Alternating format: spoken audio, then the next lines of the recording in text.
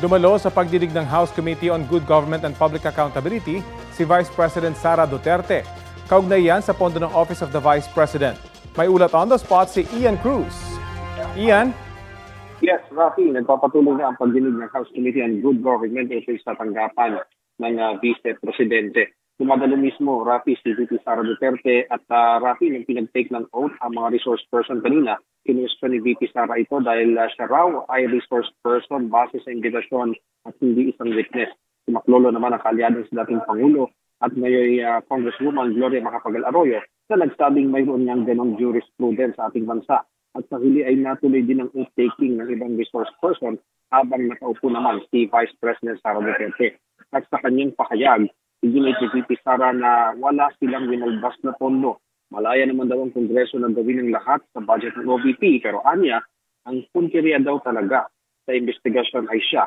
Paghahanda na rin daw ito sa impeachment laban sa kanya. Narito ang bahagi ng pahayag ng Vice President.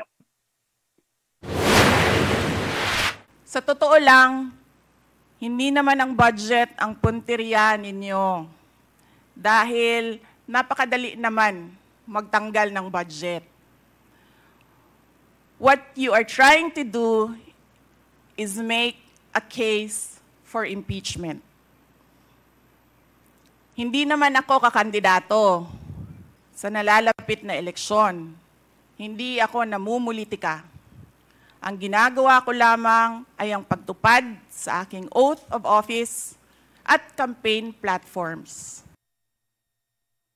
Rafi, sa ngayon nga, nagpapatuloy pa rin itong pagdinig at kanina lamang ay iniimpat nga ni Representative Franz Castro ng Acting Teachers Party List yung confidential funds kung bakit noong 2022 ay wala naman ay nagkaroon ito noong 2023. Inaasahan niya magiging mahaba pa itong investigasyon na inaasahan natin tatagal pa ng ilang pang oras.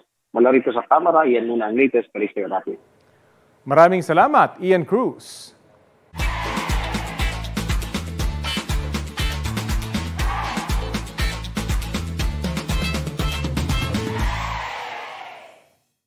Kapuso, alamin ang maiinit na balita. Bisitahin at mag-subscribe sa GMA Integrated News sa YouTube.